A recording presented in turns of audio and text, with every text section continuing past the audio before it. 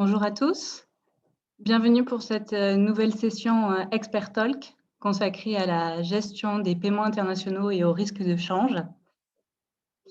Je vous remercie à tous d'être présents ce matin avec nous. Je remercie également Western Union Business Solutions avec qui nous avons organisé cette visioconférence et que nous avons le plaisir d'avoir à nos côtés tout au long de l'année à travers un partenariat fort qui dure déjà depuis 3 ans. Ce matin, les experts de Western Union sont là pour vous aider, vous conseiller à appliquer les meilleures stratégies et à utiliser les bons outils dans le but de protéger votre business et vos marges commerciales.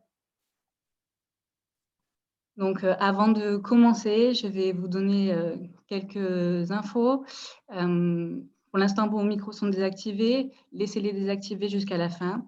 À la fin de la présentation, nous avons prévu un temps d'échange pour que vous puissiez poser toutes vos questions. Si toutefois, vous aviez des questions en cours de présentation et que vous avez peur de les oublier d'ici la fin, n'hésitez pas à les poser à travers le chat et je les poserai moi-même à la fin. Sachez que cette présentation est enregistrée. Nous vous enverrons le lien d'accès vers le replay d'ici demain. Je vais également vous dire quelques mots sur l'APEX pour ceux qui ne nous connaissent pas. Donc, l'APEX, nous sommes le club des entreprises de l'international. Nous fédérons des entreprises de toute taille et de tout secteur d'activité situées en région sud. Notre vocation, notre ADN, c'est le réseau. On est là pour que chacun puisse enrichir son réseau, rencontrer, partager de l'expérience, obtenir des conseils. Pour ce faire, on met en place un programme d'activité tout au long de l'année avec plusieurs événements en présentiel, en distanciel.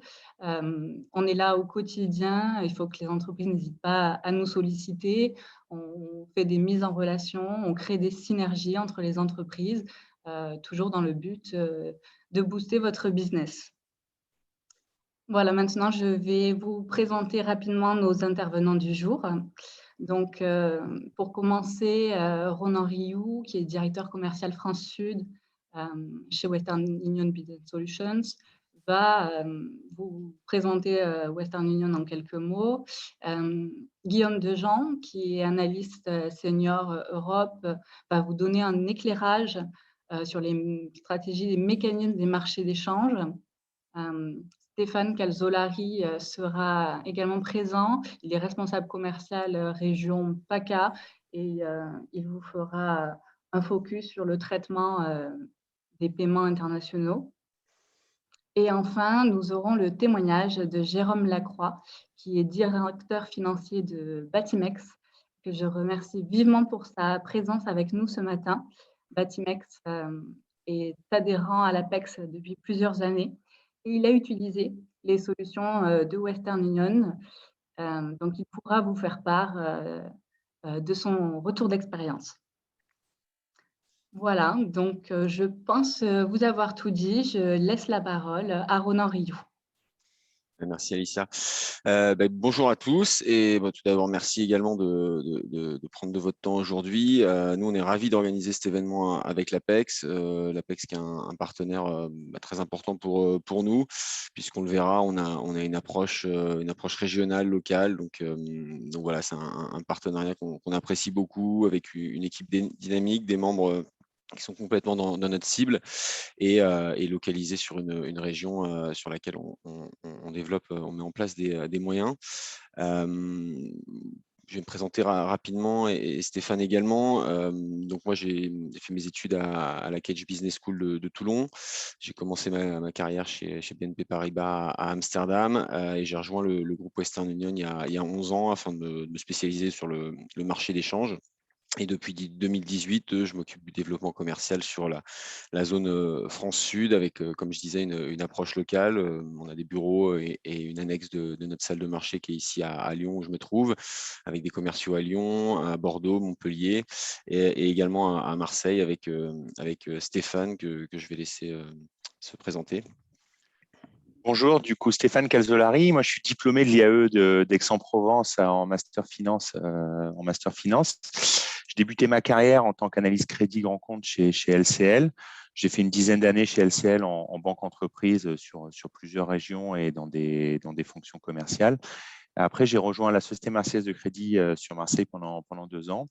Et donc, je suis fort d'une expérience de plus de 12 ans sur les PME et les ETI, et je serai le référent pour les PME en matière de gestion de paiement et de risque de change sur le Sud pour Western Union. Tout à fait.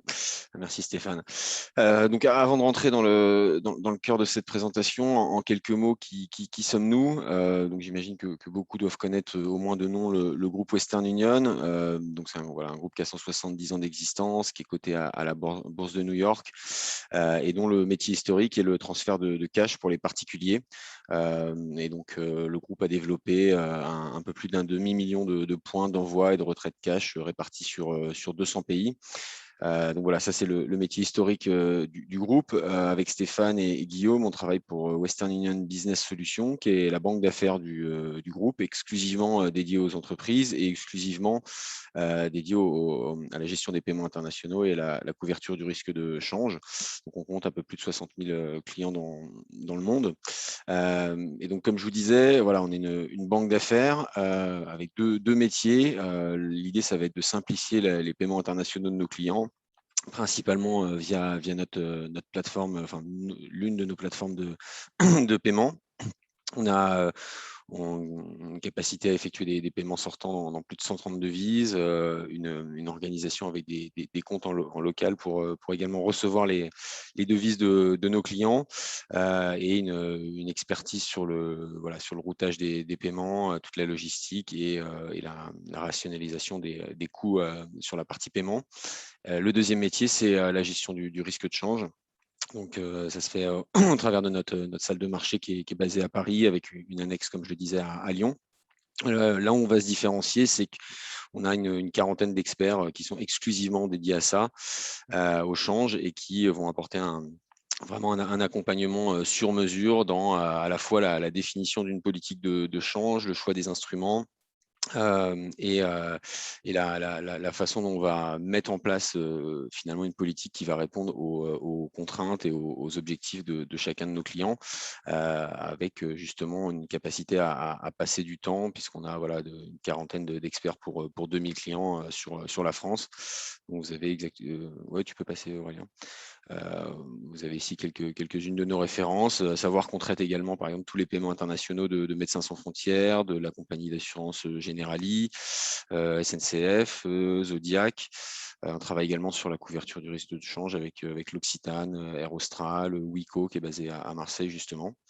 Donc voilà, 80% de nos clients sont des PME, mais 20% qui vont être des institutions financières, des ONG et des grands comptes.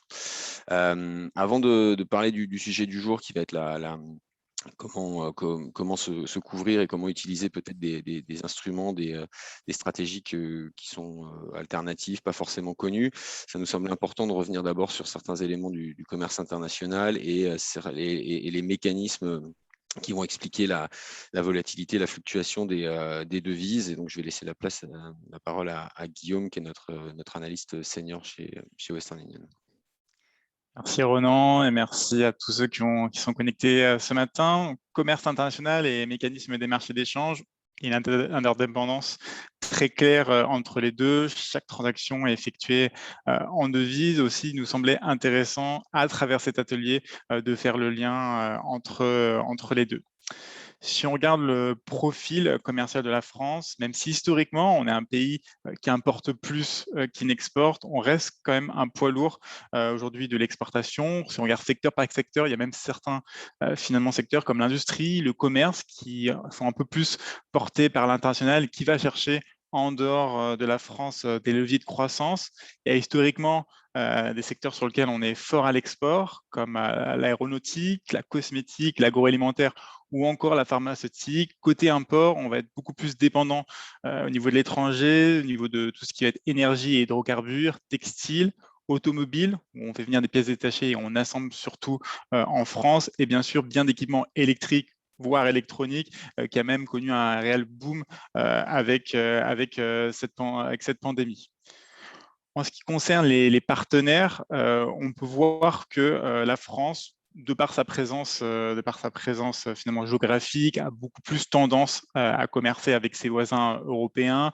Il y a également des interconnexions économiques fortes de par la présence de la France dans le marché commun européen. Donc, il est évident de voir que finalement la France a plutôt tendance à exporter, importer avec ses voisins européens. Néanmoins, on voit qu'il y a quand même un équilibre au niveau commercial avec les pays au sein de l'Union européenne et les pays hors de l'Union européenne, on dirait même hors zone euro, on va dire, d'où finalement cette problématique de devises étrangères qui rentre en ligne de compte.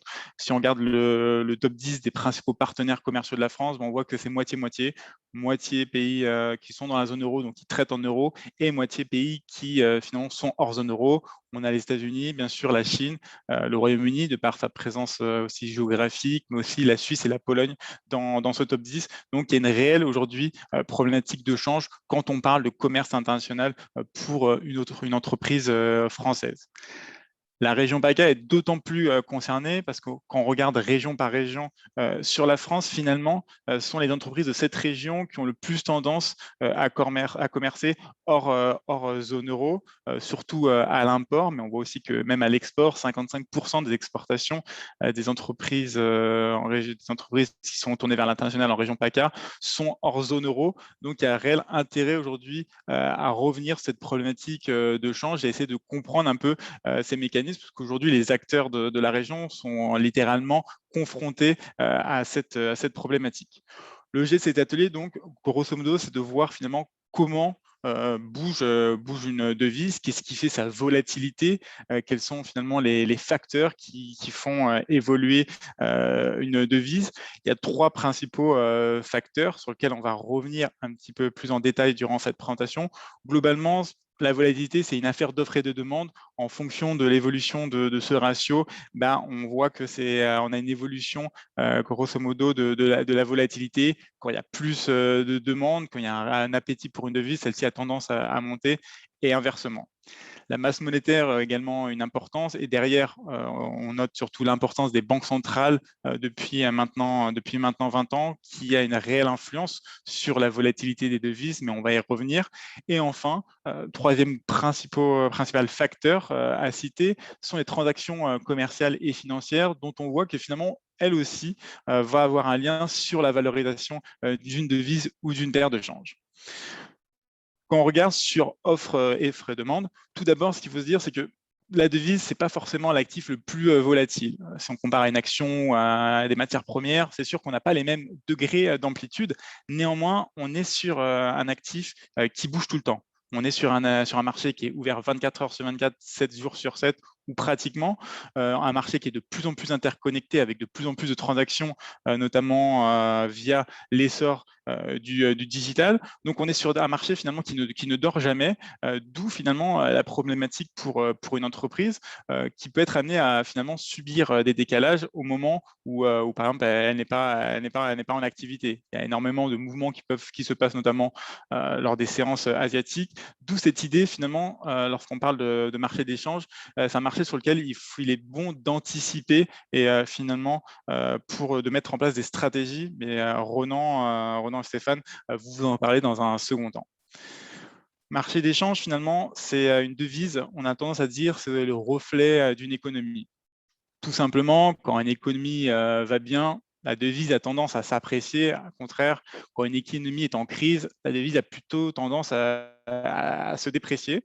L'autre point sur lequel il est important de noter, c'est que quand on parle de paire de change, par exemple, si on prend l'euro-dollar, en fait, c'est une comparaison qu'on va faire entre 2 pays et donc une comparaison aussi d'état de santé d'une économie. On est parfaitement dans un scénario où finalement cette idée se retranscrit très bien dans une période post-crise telle que celle que l'on vit. On va voir que finalement, les économies qui vont le mieux repartir, qui vont se redresser le plus significativement, sont en train de voir finalement leur devise s'apprécier davantage. C'est ce qu'on voit à travers le graphe de droite, où on voit que finalement, ce sont les devises des pays qui ont les projections de croissance les plus importantes. Aujourd'hui, c'est surtout les États-Unis et le Canada au sein des pays des économies développées. Ce sont elles qui ont vu leur devise s'apprécier le plus sur le début d'année. Donc, il y a un lien fort, bien sûr, entre économie et devise, d'où aussi les mouvements et la volatilité qu'on peut voir s'intensifier lors de publications de chiffres économiques importants comme l'inflation, l'emploi ou les chiffres de croissance. L'autre facteur important, je vous l'ai dit, offre et demande, il y a l'économie qui rentre en compte, donc on va tendance à aller la devise a tendance à s'apprécier lorsque l'économie est forte. La devise également est conditionnée aussi par des facteurs politiques et financiers. On voit que finalement, une devise aussi a tendance à bouger en fonction du degré d'incertitude politique et financier. Lorsqu'on voit qu'on est sur des mouvements de turbulence, qu'on va citer comme par la volatilité, on voit qu'une devise a plutôt tendance à se déprécier. On est sur un actif qui est hautement sensible et qui déteste grosso modo l'incertitude. Le facteur politique, on le voit, a pris de plus en plus aussi d'importance dans la volatilité ces dernières années. On peut le voir à l'image du graphe de droite. Parmi les gros événements qui ont fait significativement bouger l'euro-dollar sur ces 5 derniers, on voit qu'il y a eu le Brexit, il y a eu les élections américaines et aussi dans un certain cas les élections françaises qui ont fait véritablement finalement décaler la devise. Donc il y a aussi le politique qui rentre en ligne de compte. Les marchés aujourd'hui détestent l'incertitude, d'où aussi le fait que quand il y a une élection sur laquelle finalement le résultat finalement n'est pas joué d'avance, lorsqu'il y a ce facteur d'incertitude, on voit que ça entame aussi la confiance et ça a un impact directement sur la demande en devise, d'où un effet dépréciatif souvent en amont de gros événements politiques. Autre élément, et non des moindres, c'est l'aspect monétaire. Je l'ai dit, la masse monétaire a un impact important. Là encore, on rentre dans cette idée d'offre et demande. On a vu que, par exemple, lors des périodes de crise, les banques centrales ont tendance à injecter massivement de l'argent. Et donc, il y a un effet finalement non-rareté qui rentre en ligne de compte. Plus il y a de devises sur le marché, plus elle va se déprécier. Ça, c'est le premier aspect qu'on peut dire. L'autre aspect, c'est qu'il y a aussi un facteur taux. La devise va aussi être dépendant et corrélée à l'orientation monétaire d'une banque centrale et notamment à la façon dont elle fait jouer ses taux d'intérêt. Plus les taux d'intérêt d'une banque centrale vont être élevés, plus la devise va être attractive par rapport à une autre. Et là encore, on va être dans cet effet de comparaison. Je dis, on compare une économie par rapport à l'autre. Et bien là aussi, on compare finalement le taux d'intérêt d'une banque centrale par rapport à une autre. Et on va surtout regarder les spreads de taux, donc c'est-à-dire les écarts entre deux régions. Donc, on en parlera ici de divergence monétaire. On le voit à travers le graphe de droite, qu'on voit qu'il y a une évolution ou un écart qui s'accroît ou qui se décroît entre les taux, par exemple, américains et européens. On a pris ici les taux allemands. On voit que ça a une influence aussi sur la volatilité du taux euro-dollar. Si on prend aujourd'hui les conditions actuelles, on voit qu'on est aux États-Unis, on repart un peu plus vite. Il y a des anticipations de rehaussement de taux côté américain et c'est la raison pour laquelle finalement le dollar connaît un plutôt bon début d'année et s'est apprécié de 5% sur le premier trimestre. Donc l'aspect monétaire et taux est bien sûr très important aujourd'hui lorsqu'on suit la devise, d'où aussi l'importance qu'ont les investisseurs à suivre les politiques monétaires des banques centrales. Dernier gros facteur pour aujourd'hui expliquer mécanisme de change, c'est également l'idée de transaction. Plus on va utiliser une devise, plus elle aura tendance aussi à s'apprécier. On le voit sur le graphe de gauche. Aujourd'hui, dans le commerce international, l'euro gagne en importance, même si aujourd'hui, on est toujours dans un marché très largement dominé par le dollar. Mais du fait de l'importance, on voit qu'il y a aussi finalement une appréciation structurelle de l'euro, par exemple, qui est en train de se mettre en place parce qu'on utilise davantage cette devise. L'autre facteur qu'on peut voir, c'est que la devise est utilisée dans les transactions. Donc, on voit aussi également, pour certains cas, finalement aussi une interdépendance entre d'autres actifs, comme les matières premières, sur la valorisation d'une devise. J'ai pris l'exemple ici de la couronne norvégienne. On est pour la Norvège, un pays exportateur de pétrole. Donc, bien sûr, on va avoir une devise qui va être très dépendante de l'évolution du cours du pétrole aussi.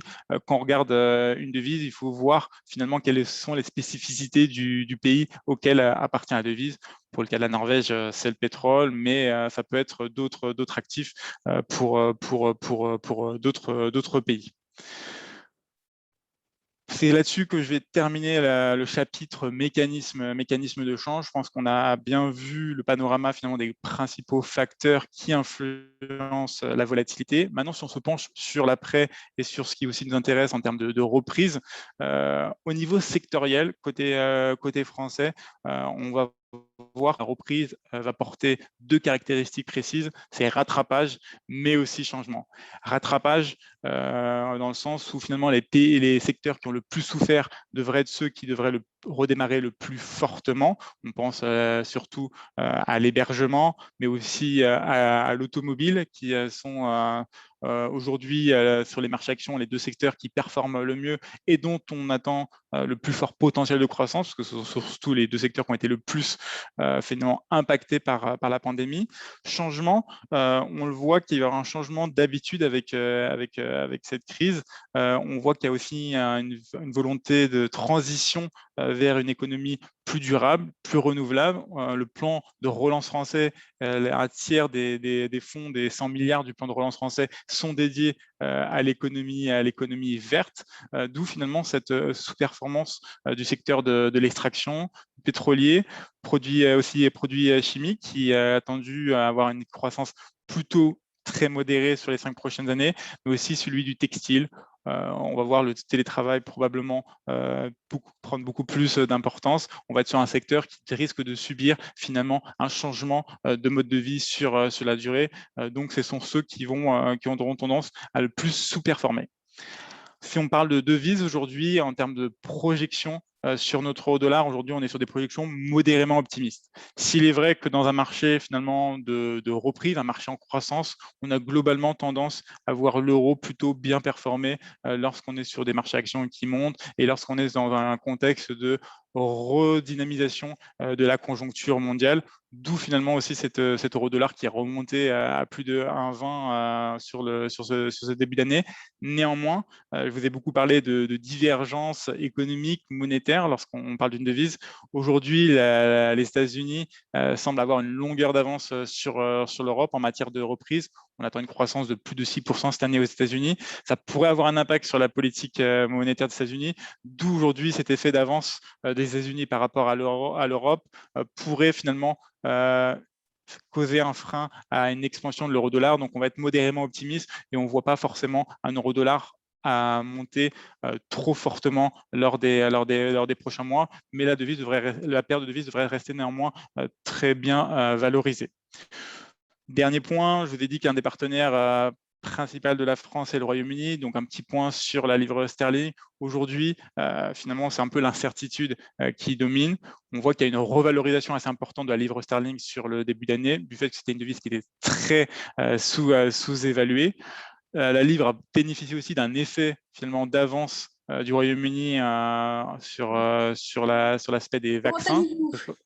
Aujourd'hui, le Royaume-Uni a beaucoup plus vacciné que l'Europe, donc ça a aussi permis un appel d'air et une revalorisation de la devise. Maintenant, l'incertitude sur la trajectoire de la livre sterling est assez importante du fait qu'on ignore encore les effets à long terme, à court et à long terme du Brexit. On voit que ça a quand même un impact commercial assez important. Il y a un véritable ralentissement des échanges commerciaux entre le Royaume-Uni et l'Union européenne.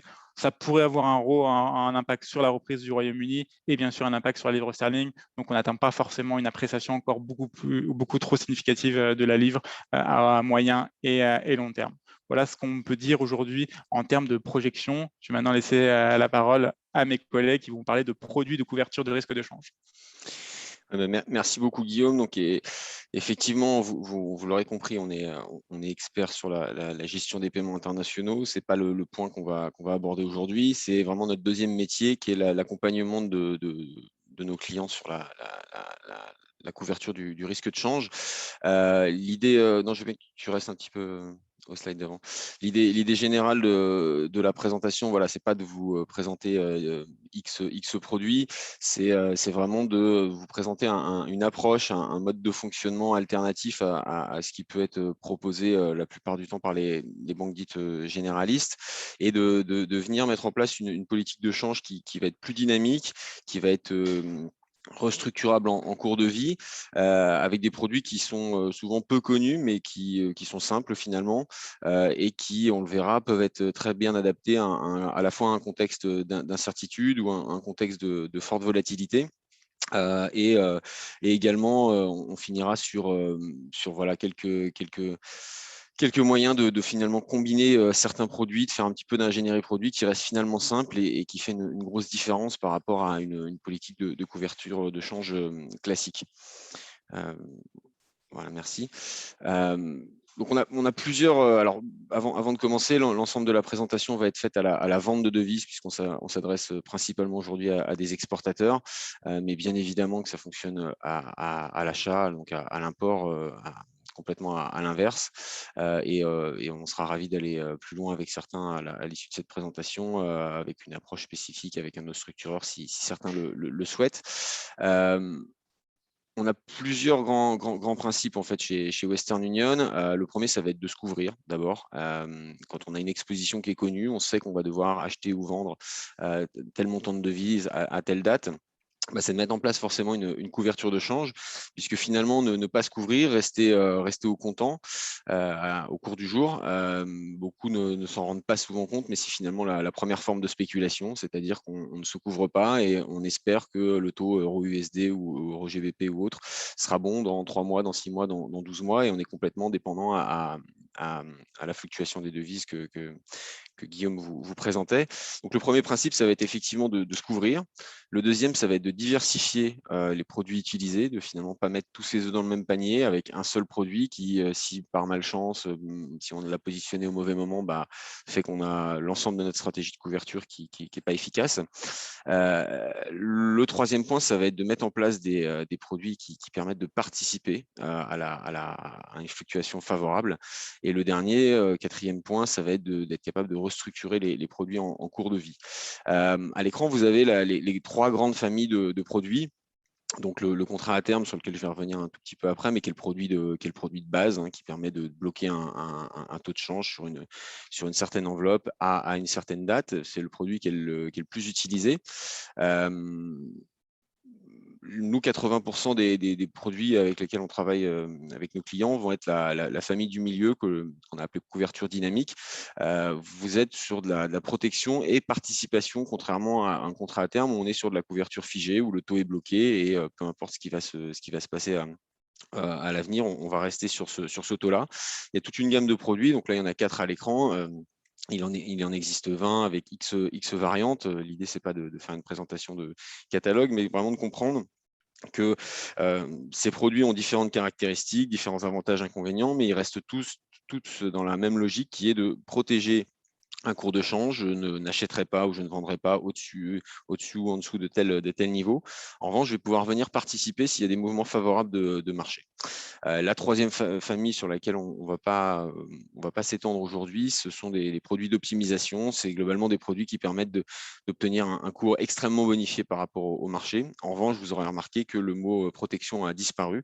Donc je le précise, puisque des fois, on constate des clients qui nous disent voilà, je me suis couvert avec des accumulateurs ou avec des TARF.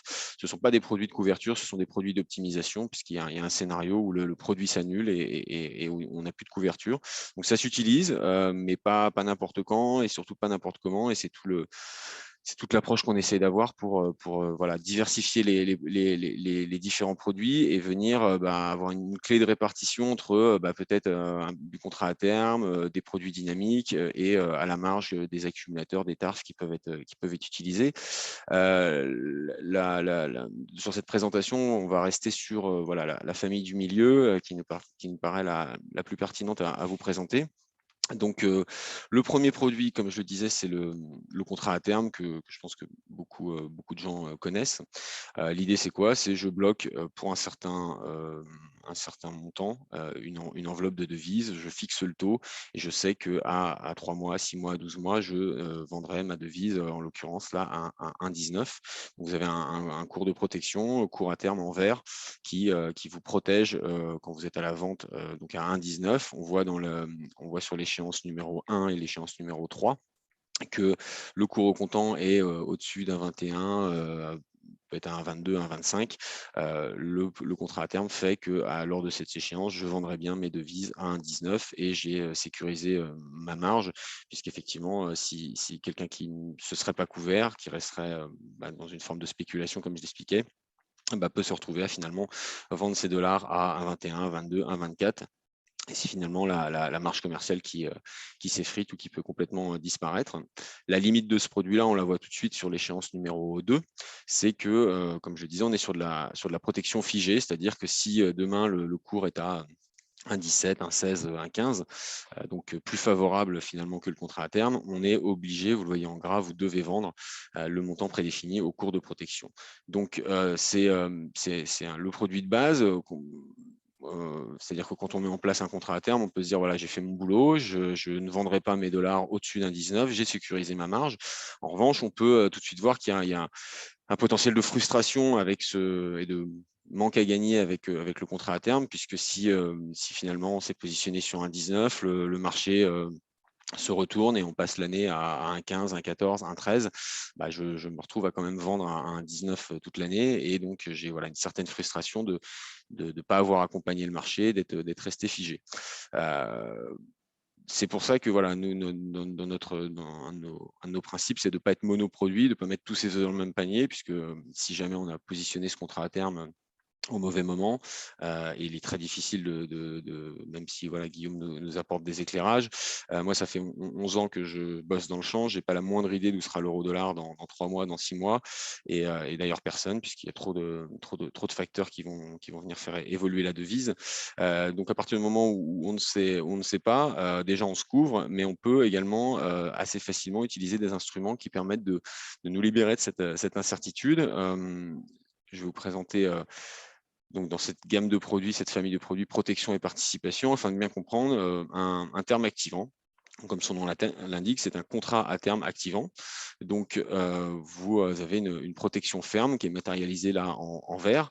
Vous voyez en pointillé le court à terme. À chaque fois qu'on va venir réfléchir à est-ce que je vais mettre en place ce qu'on appelle une option de change, la référence, c'est toujours le contrat à terme. Je fais mon choix entre est-ce que je mets en place un contrat à terme ici à 1,19, ou est-ce que je décide d'aller sur un autre produit qui va avoir tels avantages, tels inconvénients. On voit tout de suite que l'inconvénient, c'est qu'on a dégradé légèrement le cours de protection qui a un 19,75. Donc effectivement, le contrat à terme, c'est le produit qui permet d'avoir les meilleurs niveaux. Je suis à un 19, par contre, je suis figé à un 19. Je vais me dire, voilà, si le marché vient évoluer, peut-être que je vais décider d'aller plutôt sur un produit de participation. Donc, je viens dégrader le cours de protection, qui n'est plus le cours pointillé, qui est devenu le cours vert. En revanche, comme on le voit sur l'échéance numéro 1 et l'échéance numéro 4, le cours de change, le cours au comptant est meilleur que ma protection qui est un 19,75. Là, elle est un 17,50, disons. Le produit me permet de venir, je peux venir vendre mes devises au cours du jour à un 17,50 et dans l'autre cas un tout petit peu en dessous d'un 19. Et donc j'ai participé à une évolution favorable du cours de change. Ça a une limite. La limite, c'est la barrière activante qui est matérialisée en bleu. Et on voit que si le cours de change dépasse cette barrière, on retombe sur le cours de protection. C'est là la contrainte du produit. Et dans l'échéance numéro 2, on voit bien que c'est un produit de protection, puisque si le cours est moins bon, je reviens, comme je l'aurais fait avec un contrat à terme, je reviens sur mon cours de protection à un 19,75. Donc, je sais que je ne vendrai pas au-dessus d'un 19,75, et par contre, je peux accompagner le marché jusqu'à quasiment un 17 et vendre au comptant jusqu'à un 17. Si je dépasse cette barrière à un 17, c'est ce que vous voyez en gras à l'écran, c'est l'obligation, il y a toujours une obligation à un moment donné, vous devez vendre le montant au cours de protection qui était défini. Ce qu'il faut bien retenir, c'est que c'est un principe de vase communicant, tout est modulable. C'est-à-dire que si notre client va nous dire, bon, ok, très bien, je comprends le produit, c'est intéressant. En revanche, moi, le marché, je le vois beaucoup plus baissier. Et puis finalement, la protection 1,1975, moi, j'ai fait mes prix sur 1,21. Je suis très à l'aise à mettre la protection à 1,21. Donc, on va pouvoir dégrader la protection encore un peu plus à 1,21. Et l'effet immédiat, c'est que ça va nous permettre de baisser extrêmement la barrière activante. Si jamais je remontais un pricer, mais si je remontais à 1,21 mon cours de protection en vert, je pourrais avoir ma barrière activante qui viendrait descendre sous les 1,15, 1,1450 et donc finalement avoir un scope beaucoup plus large pour venir participer à l'évolution de la devise. Si à l'inverse, notre client nous dit non, mais 1,1975, moi c'est trop juste, il me faut un 19,50 minimum, j'ai fait mes prix sur ce montant-là. On va venir améliorer le cours de protection. Par contre, automatiquement, la barrière activante va plus être à quasiment un 17, mais va peut-être être un 18, un 18,50. Donc, c'est vraiment un phénomène de vase communicant et c'est toute la discussion que nos clients ont avec leur structureur en disant voilà sur combien j'ai fait mes prix, voilà comment je vois le marché, comment est-ce qu'on peut moduler le produit. Donc, voilà, ça, c'est un exemple de produit qui vous protège et qui participe. Ensuite, je parlais de diversifier et de venir combiner des instruments ensemble. Je vais vous présenter deux instruments, le contrat à terme participatif et le contrat à terme améliorateur juste après, qui sont des produits qui se combinent très bien les uns avec les autres. Un contrat à terme participatif, comme son nom l'indique, c'est un contrat à terme. Je suis protégé, donc là, j'ai un cours de protection à 1,20. Comme d'habitude, je viens comparer. Voilà, j'ai le choix entre mettre en place un contrat à terme classique à 1,19 ou faire le choix d'aller sur un autre instrument, ici le contrat à terme participatif. On dégrade un peu plus que sur un contrat à terme activant, comme on le voit, puisqu'on dégrade d'une figure le cours de protection. En revanche, le gros avantage, c'est qu'on va pouvoir profiter de manière illimitée pour 50% d'une fluctuation favorable du marché. Sur l'échéance numéro 2, on voit que si le taux est moins bon que le cours de protection, je suis protégé, je reviens et je vends mes dollars à 1,20. En revanche, sur l'échéance 1 et 3, on voit que le cours est bien plus favorable finalement que le cours de protection, que le cours à terme.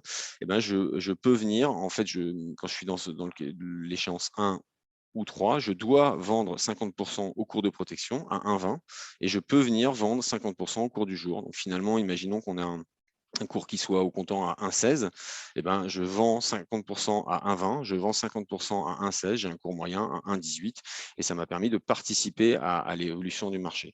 Encore une fois, tout est modulable. Si on décide de finalement mettre la protection plus à 1,20 mais carrément à 1,21, bah, je viendrai profiter pas à 50 mais à 80%. Si on décide de venir la mettre à 1,1950 au lieu d'un 20, je ne profiterai plus qu'à 30% et ça c'est toutes les discussions qu'on a.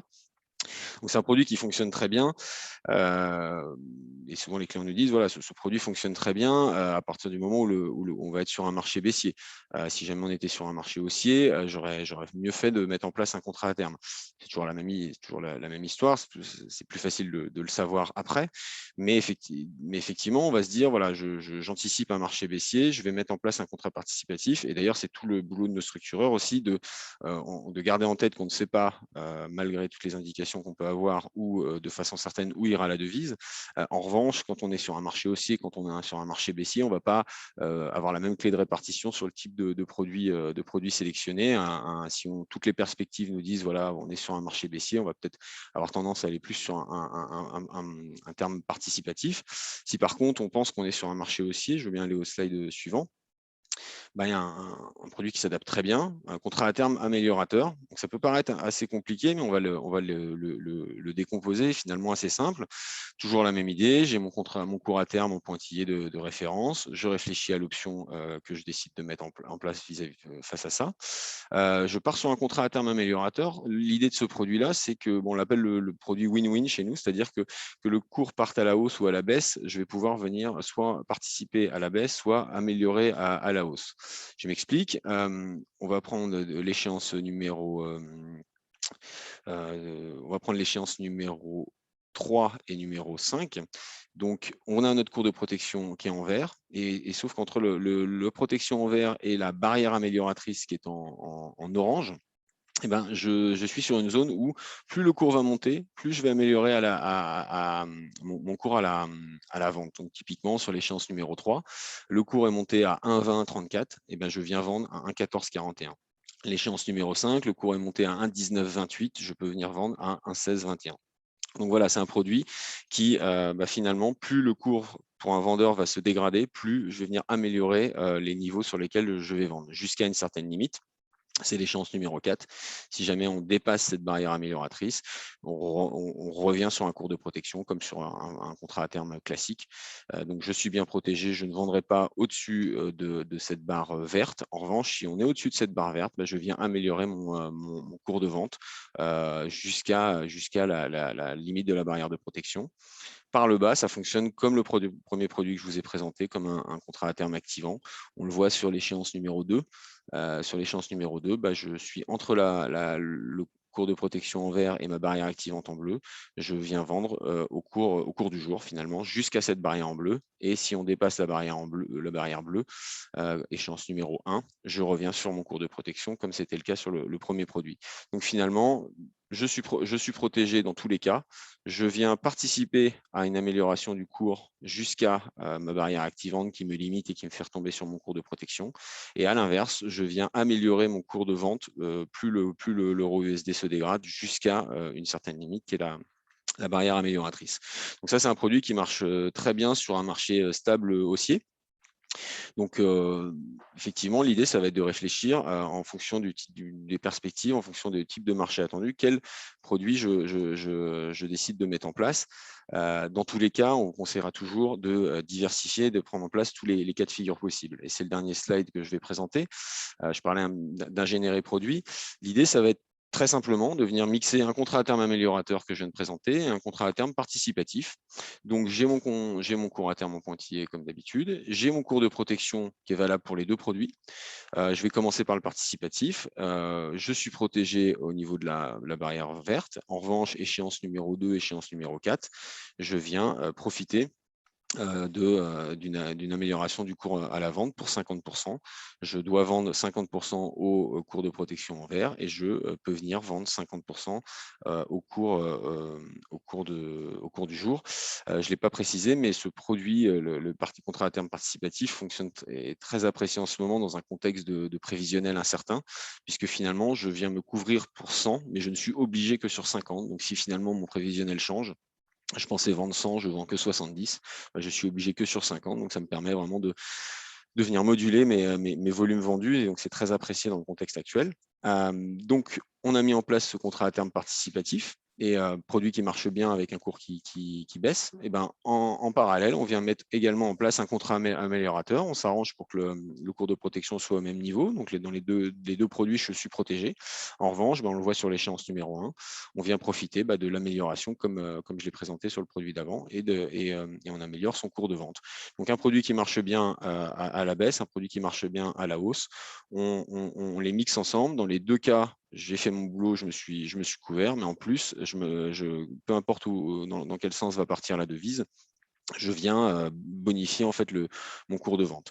Donc, c'est là-dessus qu'on essaie d'accompagner nos clients avec pas mal de pédagogie. On fait monter aussi nos clients en compétences. À la fin, ils nous appellent, ils connaissent ces produits-là aussi bien que nous.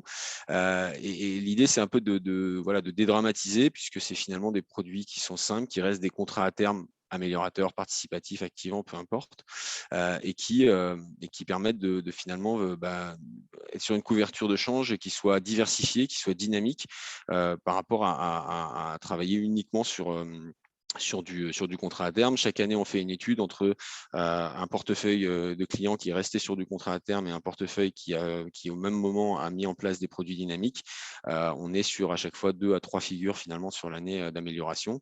Le dernier point que je vais aborder, juste pour le citer, c'est que ce qui est important aussi, c'est d'avoir finalement un partenaire qui vous accompagne dans la restructuration du produit. En cours de vie, c'est en fonction de l'évolution de l'euro USD, on est capable de venir réaméliorer, retoucher un produit en cours de vie. C'est pas mon métier, c'est celui d'un structureur, c'est certainement pas le vôtre. Et donc l'idée, c'est d'avoir de vous assurer que votre partenaire vous propose en cours de vie de venir restructurer les positions. Donc voilà, j'espère que j'ai été clair et on est bien sûr à votre disposition pour rentrer plus dans le détail et pour éventuellement personnaliser les choses à votre besoin.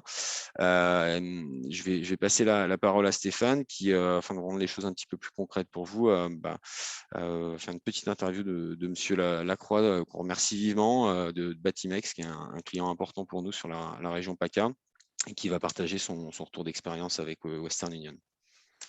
Merci Ronan, merci pour cette présentation. Bonjour Monsieur Lacroix.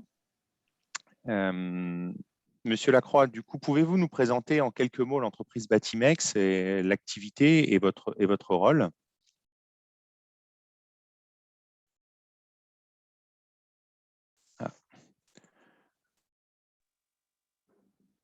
Je crois que vous êtes en mute. Ouais, Monsieur Lacroix.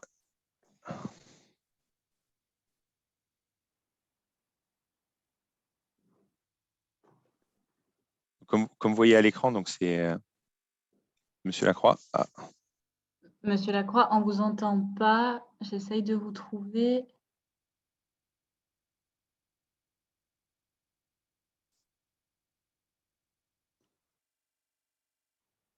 Et je ne le trouve pas parmi les participants, donc il doit avoir un souci de connexion. Ah.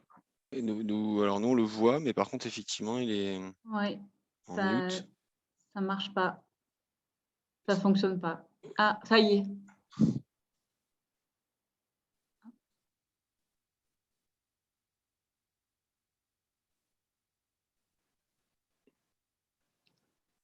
Normalement, vous avez le micro activé, vous pouvez prendre la parole.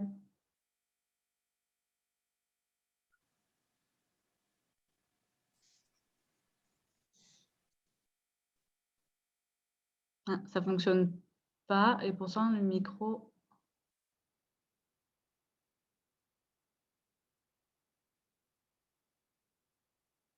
Alors malheureusement, on ne l'entend pas alors que son micro est activé. Je pense que ça doit venir de son ordinateur.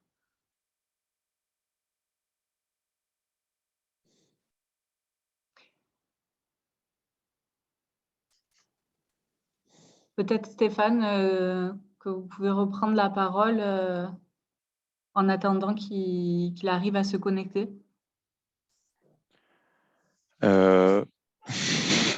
Alors du coup, effectivement, c'était pas prévu. On arrive un petit peu à la fin de notre présentation et on voulait rendre vivant et avoir un retour d'expérience avec le témoignage donc, de Monsieur Lacroix, qui est directeur financier chez Batimex, en expliquant un petit peu ce qu'il était venu chercher chez Western Union Business Solutions et ce qu'il appréciait chez nous. Mais c'est vrai que c'est toujours mieux pour des entreprises d'avoir un témoignage de clients que directement des interlocuteurs de la société. Sinon, je peux vous proposer de passer aux questions-réponses. Si l'auditoire a des questions, peut-être si entre-temps, M. Lacroix arrive à se reconnecter, ce sera avec plaisir. Mais entre-temps, si peut-être il y a des questions sur la présentation qui vient d'être diffusée. Effectivement, il y a une question d'Olivier Pauillac d'Expertis qui demande quelles sont les devises pouvant bénéficier de ces protections, notamment au niveau des devises africaines, hors CFA, bien sûr. Alors, il y a… Effectivement, le CFA va pas en faire partie, mais on peut le faire alors de mémoire sur le rand sud-africain, la monnaie kenyane, le Nigeria. Et je suis en train d'essayer de ressortir la liste. Il y a 4 devises principales, donc Afrique du Sud, Kenya, Nigeria, et je vais retrouver la 4e sur lesquelles on peut mettre en place ce type de produit. Globalement, il y a une soixantaine de devises sur lesquelles on va pouvoir travailler en couverture. Allô? Ah, je crois que c'est bon. Bonjour Monsieur Lacroix. Bonjour. Alors par contre, il y a des interférences parce que vous devez être deux à être connectés dans la même pièce. Et tout de suite ce son. Voilà, vous m'entendez? Oui, super. Voilà, système D. Quand ça ne marche pas dans un sens, ça marche toujours dans un autre sens. Hop, attendez 30 secondes, c'est bon? Non, c'est bon. Voilà. Bon, bonjour tout le monde. Bonjour Monsieur Lacroix. Bonjour. Du coup, nous souhaitions déjà, que vous nous présentiez la société Batimex et puis votre activité et votre rôle pour avoir un retour d'expérience. Bien sûr. Donc, Batimex, c'est une société qui a été créée donc, en 2004 par Monsieur Jean-Yves Batman, voilà, vous connaissez bien, qui est le vice-président de l'APEX, entre autres. Voilà. Société qui a connu un bel essor lors de l'arrivée de son fils, donc Thibaut, qui a été directeur général depuis 2011. Et à partir de quand a été créée donc, la marque commerciale Lumisky, voilà, qui s'occupe principalement de vente de luminaires d'extérieur, d'ambiance. Voilà. Après, sur cette marque, au fur et à mesure de l'évolution de la société, ont été créées 4 marques supplémentaires qui sont dans des différents domaines, notamment tout ce qui est traitement de l'air ou dans le domaine culinaire. Et dernièrement, création donc, du site internet Red Eco, qui regroupe toutes nos marques commerciales et qui en plus commercialise tout ce qui est mobilier d'extérieur. T'entends? Oui. Oui.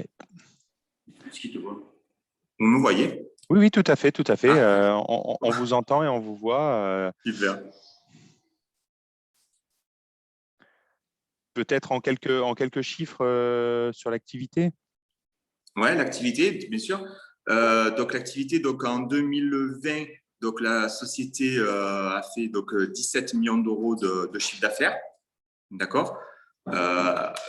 L'activité, même si l'année a été un peu compliquée, je ne sais pas si on en parle tout de suite ou peut-être plus tard. Un petit peu plus tard, peut-être, effectivement. Plus tard, d'accord. Donc, nous, l'activité, elle se fait à peu près à 40% donc, sur du B2B, avec au niveau des grandes enseignes de la grande distribution et de la distribution spécialisée, donc que ce soit Auchan, Système U ou bien Castorama, Leroy Merlin. Et pour 60%, elle se fait sur une clientèle Internet, que ce soit une partie en entrepôt directement sur les entrepôts d'Amazon ou de Cdiscount, ou bien directement en marketplace via notre site Internet avec des expéditions aux consommateurs finaux qui se font quotidiennement dans notre entrepôt. Super, c'est très clair.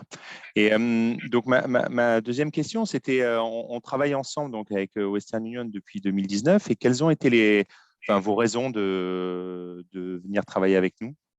En fait, on a eu une grosse hausse d'activité sur les 5 dernières années. Voilà. Avec, bien entendu, on est des gros consommateurs de dollars parce qu'une partie de nos produits viennent de Chine, voilà, notamment toute la partie luminaire. Et à partir de là, donc, comme on est arrivé à avoir un gros volume, il a fallu donc qu'on mette en place des moyens de couverture pour pouvoir protéger notre cours de marge.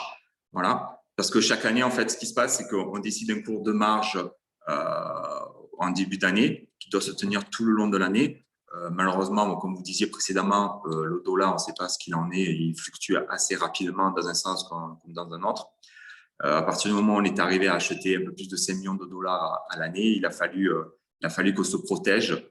Donc là, on a commencé à chercher des partenaires financiers qui puissent nous apporter donc, ces solutions. Et d'ailleurs, c'est dans le cadre d'une des manifestations de l'APEX où, à l'époque, j'ai rencontré donc, le commercial de la région au niveau de Western Union.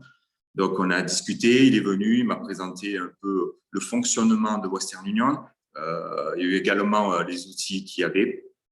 Voilà, je trouvais ça intéressant, d'une part, parce que déjà, c'est un peu votre cœur de métier, hein, vous n'êtes pas une banque commerciale traditionnelle. Et puis aussi, ça permettait aussi de répartir un peu tous nos risques financiers entre, d'un côté, tout ce qui est crédit classique ou avance en devise chez nos partenaires financiers historiques, et le côté plutôt couverture du dollar à terme au niveau avec votre organisme à vous qui est spécialisé là-dedans, entre autres.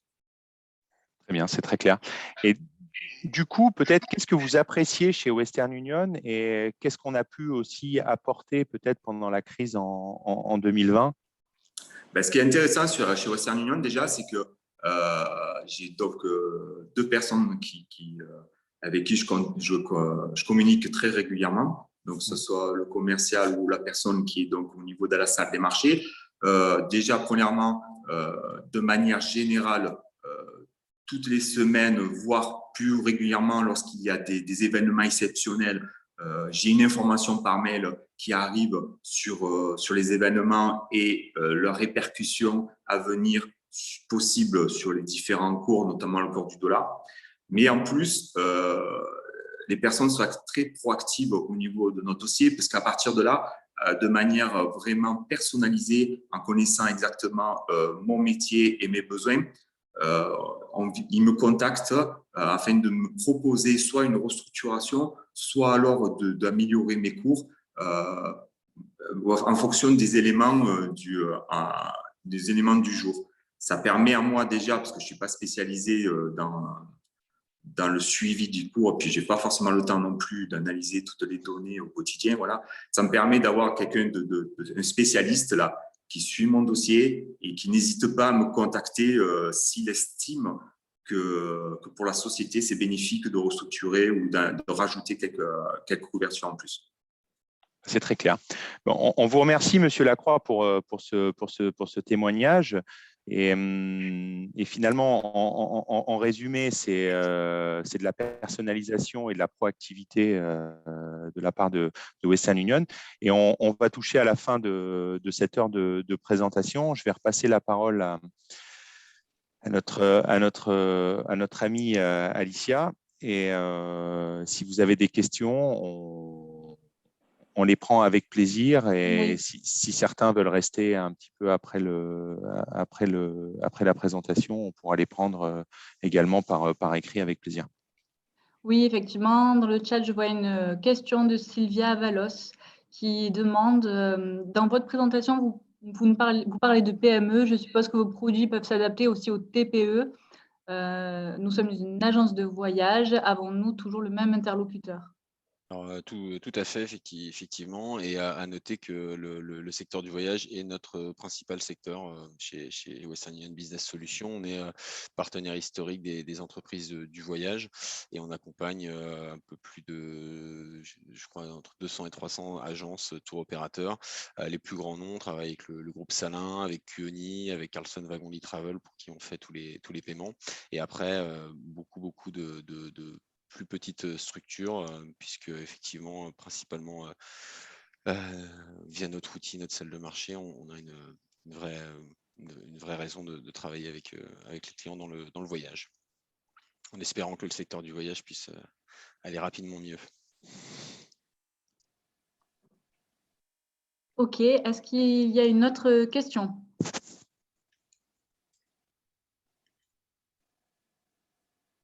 A priori, non. De toute façon, sachez que si vous avez des questions suite à la présentation, vous pouvez vous rapprocher de l'APEX. On vous mettra en relation directe avec les experts de Western Union. Et oui, je vois qu'il y a une demande pour les slides. Donc, les slides vous seront envoyés, ainsi que le replay de cette visio.